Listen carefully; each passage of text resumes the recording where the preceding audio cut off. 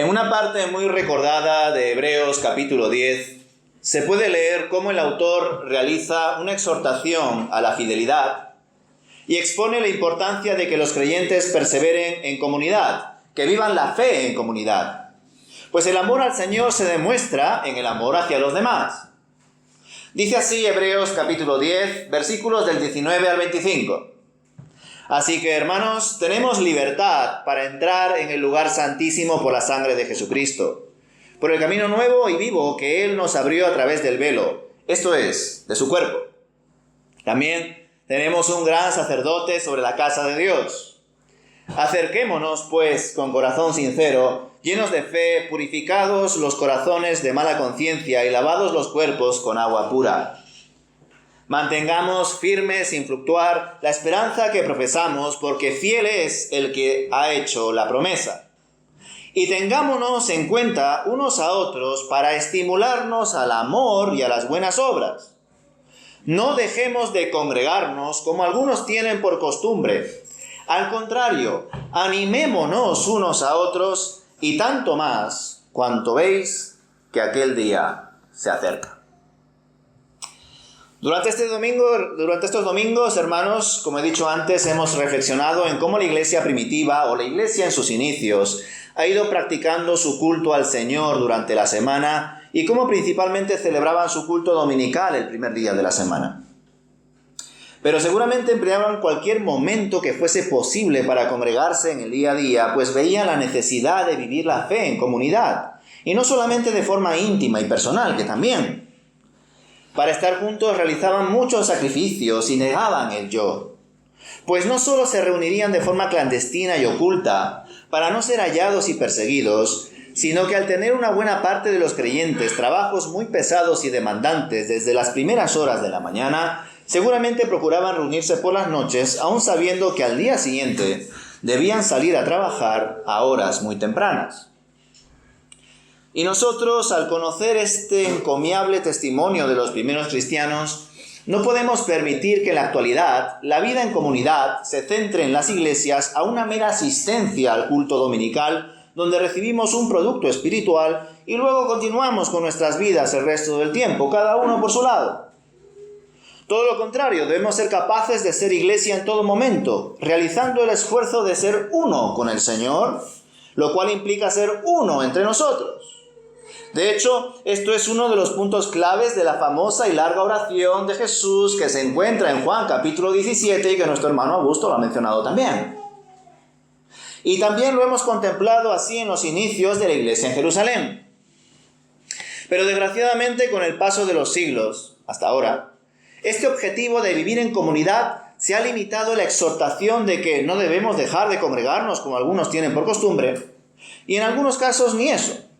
Ya ni se guarda la tradición de congregarse asiduamente, lo cual no nos debe de sorprender, pues cuando solo limitamos nuestro culto al Señor a un día principal, a una hora o dos que dure dicho culto, si por alguna razón dicho culto no nos satisface, o no cumple con nuestras demandas y expectativas, o pasamos por un momento de enfriamiento espiritual, automáticamente nos vamos desvinculando de lo que entendemos que es iglesia, es decir, el culto dominical. Y esto, como podéis intuir, es un error de base. Porque la iglesia no es solo el culto dominical.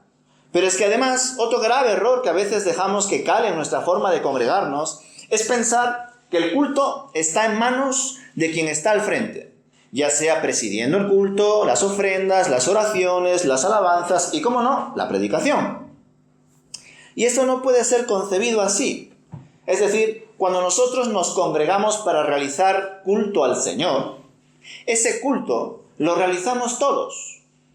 Ya sea estando al frente o no, ya sea estando de pie o sentado.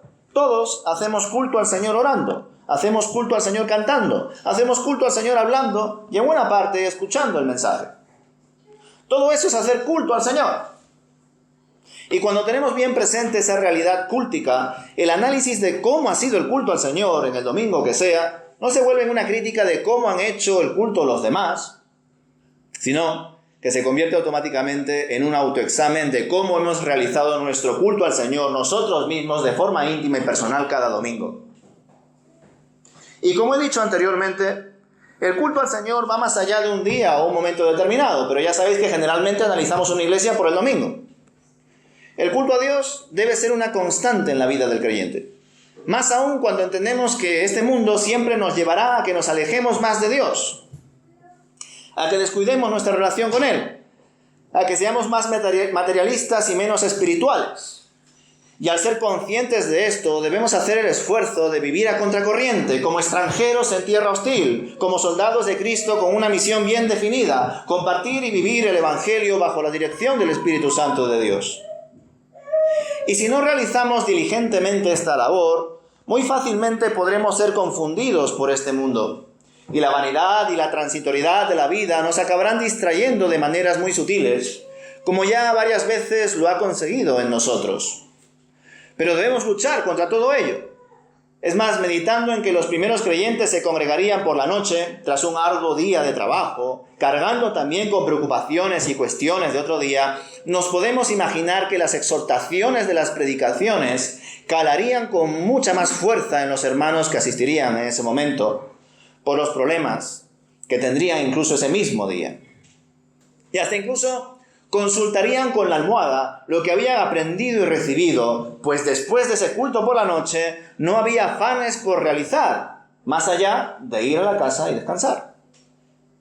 Sin embargo, desde que el domingo se convirtió en un día de descanso oficial aprobado por el edicto del emperador Constantino allá por el siglo IV, hasta nuestros días, el culto dominical se ha convertido en una tradición por cumplir por la mañana temprano, para que de esa forma quedemos liberados de ese compromiso y realicemos otras cosas después. Es decir, la gente en ciertas ocasiones se congrega pensando ya en lo que hará después del culto. Ya sabéis, organizando en nuestras mentes lo que vamos a comer, a dónde iremos, con quiénes quedaremos, familia, amigos o cualquier otro compromiso social. Y todo ese afán quizá no nos permite muchas veces concentrarnos en nuestro culto al Señor. Nuestra mente divaga. Y ni qué decir que después del culto, al tener cosas que hacer, ese mismo afán tampoco nos permite reflexionar lo suficiente. Ya da igual si la predicación ha sido profunda, desafiante y bíblica, que con tantas cosas de la vida, a menudo las enseñanzas nos entran por un oído y nos salen por el otro. Y como a menudo funcionamos en piloto automático, no tomamos medidas adecuadas, pues no nos damos cuenta de nuestra realidad. Indudablemente, al conocer nuestro contexto, la solución inmediata no puede ser imitar al pie de la letra tal y como era la iglesia en sus inicios. Pues ya os dije la otra vez que no podemos ignorar que la iglesia fue de una manera en el siglo I y ahora es de otra manera en pleno siglo XXI. Y aunque el culto al Señor sería más íntimo, comunitario y sosegado al realizarlo por las noches, después de haber cenado, porque la gente no estaría pensando en comer, como estamos pensando ahora, ni en salir a comprar, ni en cocinar, ni en cumplir otros compromisos y afanes. Es evidente que sería muy complicado aplicar esa realidad del siglo I ahora, porque sería complicado congregarse hoy por la noche para aquellos hermanos que viven tan lejos de la iglesia y que no disponen de la cercanía que en los inicios de la iglesia primitiva sí se tenía. Porque los hermanos vivían en una misma localidad y eso contribuía a la comunidad. Sin embargo, ya sabéis, unos en San Chinarro, otros en Moratalaz, otros en La Poveda, otros en O'Donnell, otros en Barrio de Concepción, etcétera, etcétera, etcétera. Sin embargo, pese a ello, podemos tomar otras medidas, como intentar mantener el contacto entre nosotros pese a la distancia. Tenemos, ¿verdad?, avances tecnológicos para ello. Y también reflexionar durante la semana en lo que se ha compartido en nuestro culto al Señor, guardando en nuestra memoria o apuntándolo, tomando nota quizá en un cuaderno de lo que se expone, tanto el que preside, tanto el que predica, los motivos de oración que se comparten, etc. Y tomar nota de ello, hermanos, no para hacer algo mientras se escucha y quizá fomentar la atención, lo cual estaría bien quizá, sino tomar nota para luego repasarlo, o escuchar la predicación grabada de nuevo, o consultar por nuestra cuenta los textos leídos, citados o aludidos durante la exposición de la palabra, con el fin de profundizar más en ellos, escribir y preguntar al predicador durante la semana también, y sobre todo poner en práctica lo que se vaya entendiendo. Porque si no, ahora mismo escuchamos un mensaje, entra por aquí y sale por allá, porque después tenemos afanes que cumplir, compromisos sociales que hacer. Y si no apuntamos, si no meditamos, si no nos sentamos y paramos y dejamos a un lado la televisión, la radio, los móviles, los compromisos, los afanes, las preocupaciones y meditamos en el Señor, no vamos a crecer. Podemos hacer cultos al Señor, pero si no meditamos en la palabra de Dios, que tiene vida y vida abundancia porque la palabra de Dios nos apunta a Cristo, ¿qué vamos a hacer como iglesia? Simplemente cumplir con una tradición. Y no, hermanos, no debemos acumular en nosotros teoría y más teoría, sino que lo que debemos hacer es vivir el Evangelio, vivir la palabra, porque en ella está el Señor, está Cristo.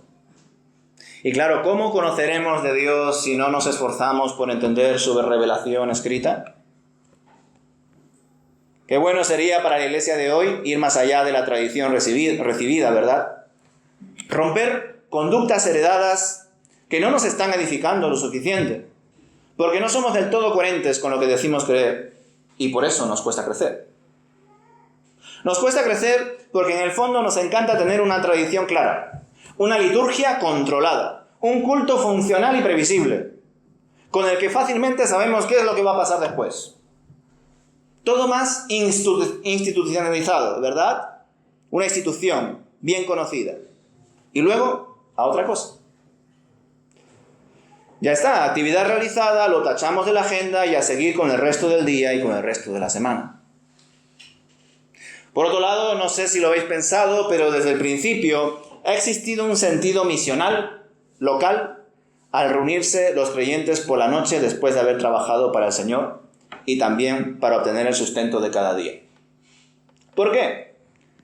Porque durante el día no solo se trabaja mucho más que por la tarde o la tarde-noche, y más aún en los tiempos de la iglesia primitiva, sino que durante el día se realizaban diversas actividades sociales y cotidianas que permitían a los cristianos hacer misión en su entorno. Incluso hoy vemos que muchos eventos socioculturales se celebran precisamente los domingos por la mañana. Y los creyentes, mayoritariamente, usamos ese tiempo para estar en un local y realizar un culto al Señor, y está bien reunirnos y apoyarnos los unos a los otros, compartir la fe entre nosotros, pero ¿cuánta más necesidad hay de compartir nuestra luz con los que viven en la oscuridad? Y desde luego, cuando hacemos misión, también hacemos culto. Cuando somos luz, también la adoramos. Cuando le predicamos, también la alabamos. Cuando guardamos y cumplimos sus mandamientos y no solo nos limitamos al ámbito teórico, contemplativo y eclesial, también le agradamos y formamos parte de la extensión de su reino y su justicia. ¿Debemos imitar completamente los inicios de la iglesia primitiva o debemos contextualizarlo al hoy? Yo creo que la respuesta cada vez está siendo más clara, la segunda. Porque cada cosa tiene su tiempo y la iglesia debe avanzar y aceptar el contexto que le rodea sin negociar en absoluto el contenido poderoso y relevante del Evangelio, la palabra de Dios, palabra que tiene poder para salvación. Además, ya sabéis también que soy de los creyentes que piensa que en un sentido global el libro de los Hechos de los Apóstoles se sigue escribiendo con el paso del tiempo. Se escribe conforme avanza la historia, tanto la historia de la humanidad como evidentemente la historia de la iglesia. Y los hechos del Espíritu de Cristo en sus discípulos se siguen manifestando. ¿Hasta cuándo? Hasta que el Señor vuelva. Por eso digo que en un sentido creo que el libro de los Hechos de los Apóstoles todavía se sigue escribiendo. Pero en nuestros corazones, en nuestras vidas, en nuestros testimonios como iglesia. Eso es lo que está ocurriendo. Y nosotros, por su gracia y amor, pues seguimos obrando en el Señor, porque Él mismo sigue obrando. Hasta ahora Él trabaja, y nosotros, como hijos suyos, debemos continuar trabajando, más aún cuando sabemos que Él actúa en varias ocasiones por medio de nosotros, porque así le ha placido. Nos ha hecho partícipes de su plan perfecto de redención, y saber esto y llevarlo a la práctica es una tremenda bendición, hermanos. No solamente nos salvó, sino que nos ha dado un propósito, para que siendo salvos, seamos luz a aquellos que todavía no le conocen, pero que le conocerán. Por esto mismo, debemos deconstruir, deshacer las ideas preconcebidas que tenemos de la iglesia. especialmente cuando son el resultado de una historia, de un cúmulo de sucesos que quizá no se han reflexionado lo suficiente conforme a la base bíblica que hemos recibido de la propia palabra de Dios. Y eso, que ya llevamos varios siglos desde la Reforma Protestante, gozando del privilegio de leerla, de examinarla con detenimiento. Y hasta debería ser una obligación para nosotros examinar y leer con detenimiento la palabra. Pues son palabras inspiradas por el Espíritu del Señor y son útiles y necesarias de entender y aplicar para el día de hoy y hasta que el Señor vuelva. Pero ¿quiénes son las que la estudian con devoción? ¿Quiénes son los que creyendo buscan a Dios y no se llenan de teorías, sino que buscan aplicarla? Qué duro es saber, hermanos, que en la actualidad el culto dominical, para muchas personas, es el único momento relevante que pasan con Dios durante toda la semana. No han entendido lo que significa creer en Dios y seguirle cada día. Quizá ni han escuchado el Evangelio de verdad y por ello ven a Dios y el culto a Dios como un punto más en la agenda. Y desde luego una buena parte de esta gente no lo ve así de forma consciente. Hasta se indignaría de solo escuchar algo semejante. Pero en la práctica se comprueba que es así. Semana a semana Dios lo ve y lo sabe. A Él nada se le escapa. Pues Él ve el corazón y nosotros lógicamente no podemos ni debemos juzgar desde el exterior al hermano. Esto es algo entre Dios y el individuo. Pero es una realidad con la que se vive hoy en día y hasta los que intentamos ser diligentes a menudo nos vemos tentados a enfriarnos y alejarnos de Dios, justificándonos simplemente porque guardamos ciertas tradiciones y asistimos a las actividades cristianas, al menos al culto dominical, pero Cristo no ha dado su vida por nosotros, solo para que nos congreguemos un domingo. Eso sería absurdo. Él no ha dado su vida para eso.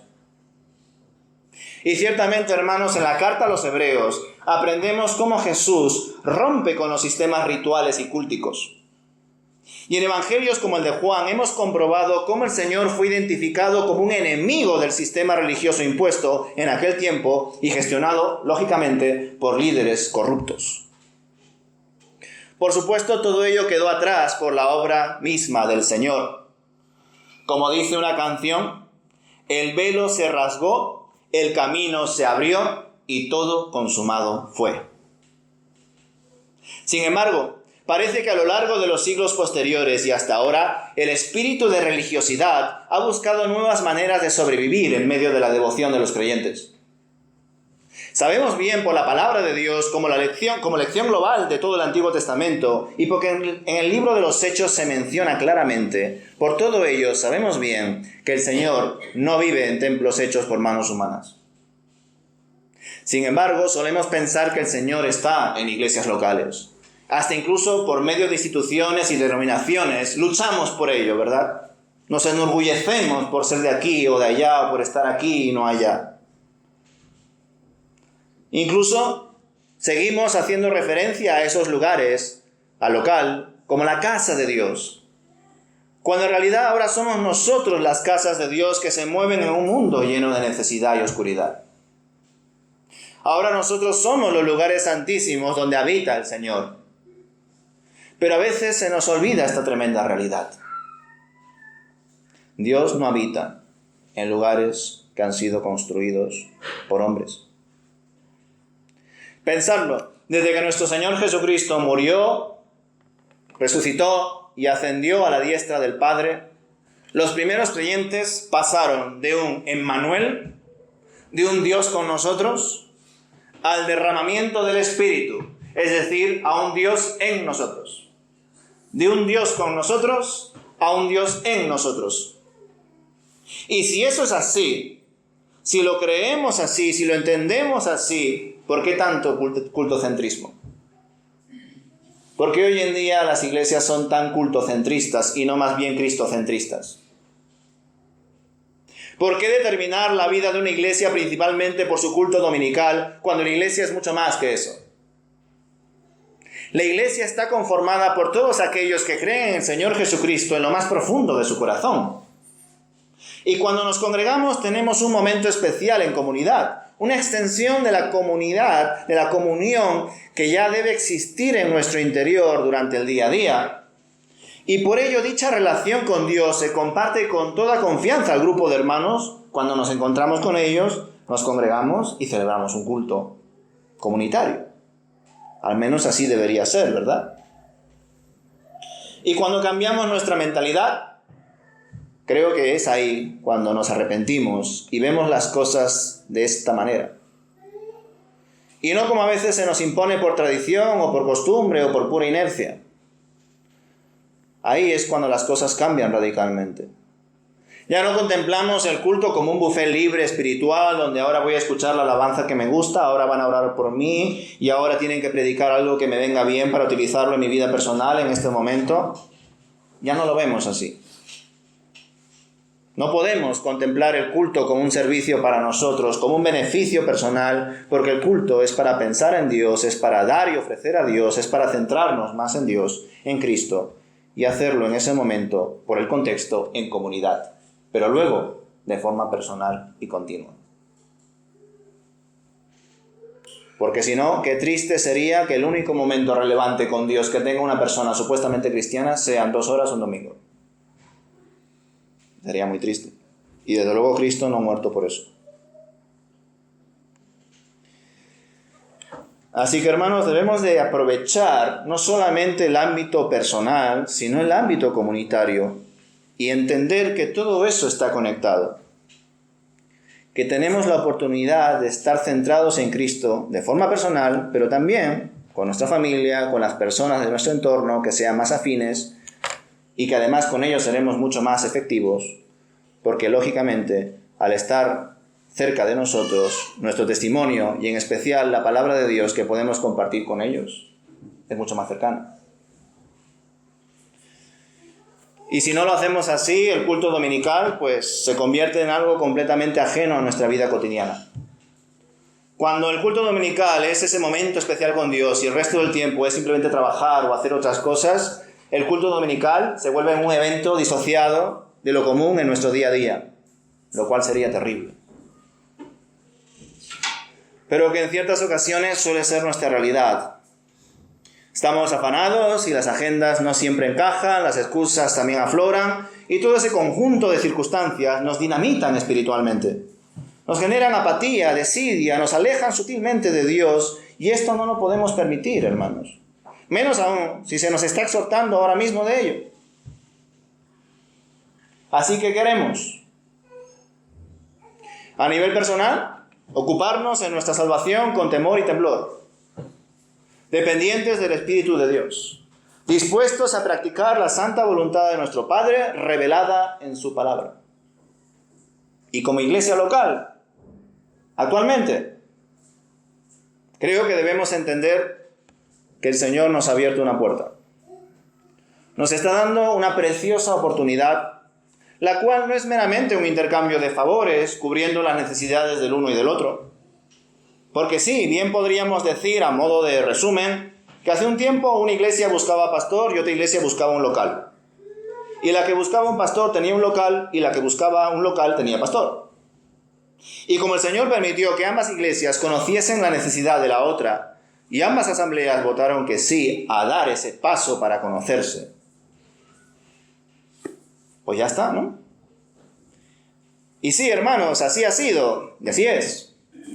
Pero lo que tenemos por delante a partir de ahora es mucho más que todo eso.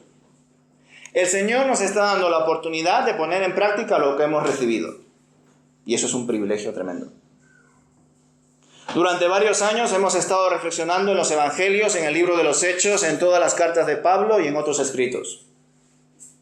Y ni qué decir, todo lo que cada uno habrá estudiado de forma personal durante todo este tiempo. Y ahora comienza una etapa importante para continuar con la misión, ¿verdad? Durante un tiempo se ha intentado avanzar para seguir con la misión de esta iglesia de forma independiente, porque pienso que toda iglesia local debe hacerlo, sin saber que el Señor tenía preparado algo distinto. Un desafío importante, demandante, pero necesario. Hacer comunidad. Conocernos los unos a los otros, ayudarnos los unos a los otros. No esperar que los otros den el primer paso, sino darlo nosotros. No esperar algo a cambio, sino obrar desinteresadamente. Y es esa la oportunidad que tenemos por delante a partir de ahora. Somos una sola iglesia, la iglesia de Cristo congregada en diferentes partes. Y ahora podremos conocer otra parte, otro grupo de hermanos, y ser uno con ellos y ser uno con Cristo. Pues ninguno puede decir amo a Dios si no ama a su hermano. Y ninguno puede amar de verdad a su hermano si no ama a Dios. Así que el amor de Dios reine en nuestros corazones, hermanos, y que sea Él quien nos ayude a ser una comunidad. Una comunidad más allá del culto dominical. Una iglesia viva y presente en Madrid, que es el lugar donde Dios nos ha puesto. Y estando aquí en Madrid, ojalá seamos una luz más fuerte, más potente, más unida, que ilumine a aquellas personas que el Señor añadirá a su debido tiempo a la iglesia para que también sean salvas. Que ojalá el Señor nos lleve a donde exista necesidad, donde se presenten nuevas ocasiones, para que de esa manera cumplamos con aquellas obras que de antemano el Señor ha preparado para que anduviésemos en ellas, de forma personal y también como iglesia. Porque la iglesia está también, lógicamente, en las manos de Dios. Que el Señor nos ilumine, hermanos, en este paso que vamos a dar juntos. Amén.